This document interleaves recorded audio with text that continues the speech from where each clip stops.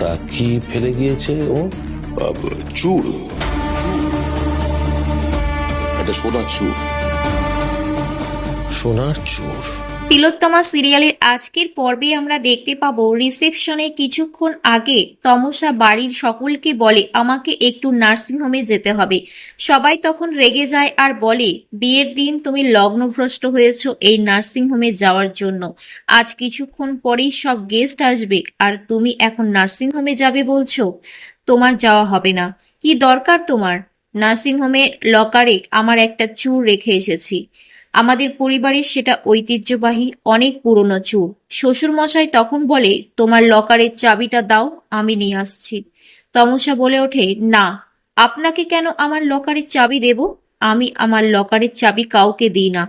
এ কথা শুনে বাড়ির সবাই চমকে ওঠে আর গেস্টরা আসার আগেই আমি চলে আসব, কথা দিচ্ছি। শ্বশুরমশাই বলে আমাকে চাবি দিতে অসুবিধে কি? তমসা বলে ওঠে মানেটা কি?